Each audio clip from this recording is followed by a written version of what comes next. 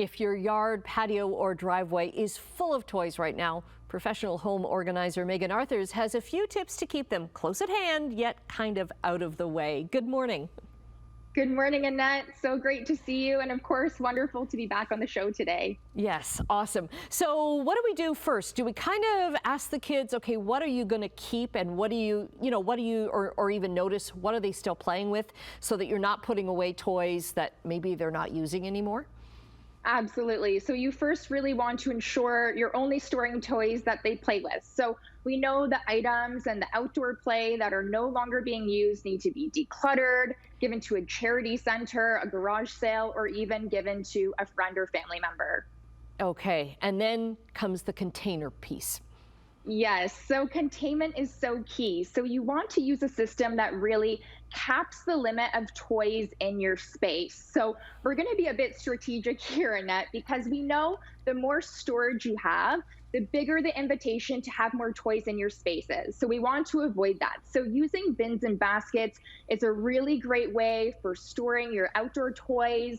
Having these items without a lid and lower to the ground is also really, really critical. So this is going to make putting away toys accessible and really fun for the kids too, right? They can retrieve their items, they can put their items back without your help. If you don't want to go spend money on bins and baskets, if you're on a budget, you can also find items just kicking around the house that work really well. So tall laundry hampers can work really well for big bouncy balls or badminton rackets and baseball bats.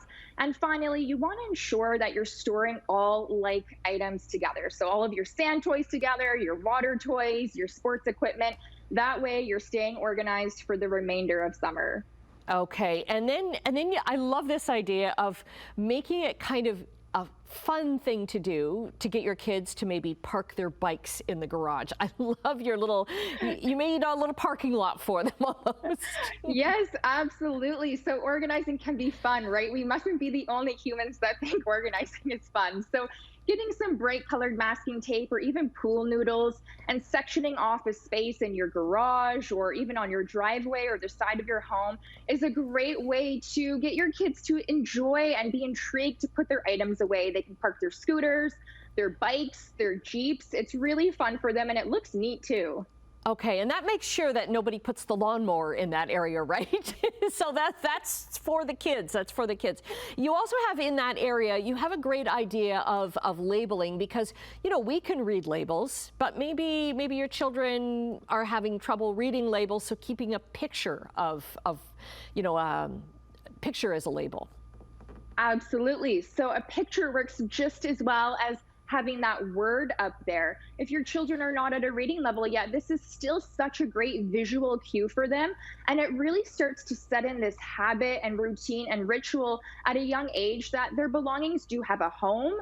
They can easily find them with a picture label and put them back as well. There's no age limit when it comes to organizing. Okay, I want a little parking lot sign in my garage too. I'd love to be able to park in my garage. That's another story, but you've got some ways of using vertical space as well.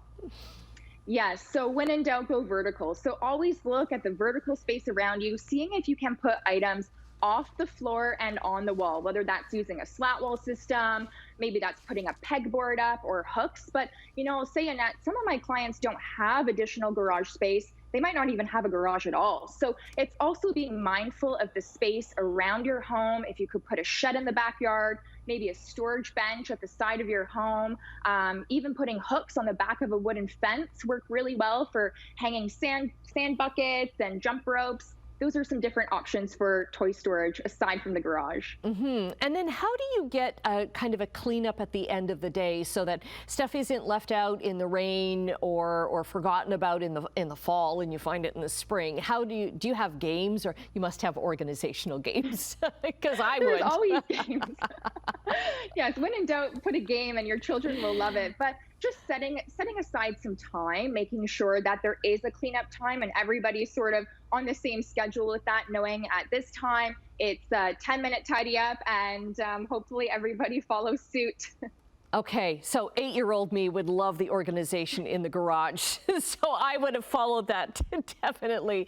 So lots of great tips and lots of great tips on your socials as well at Home Organizing, home with a colon in there. And we'll get that link up on our website at chch.com. Thank you, Megan. Thanks, Annette. Always great chatting with you.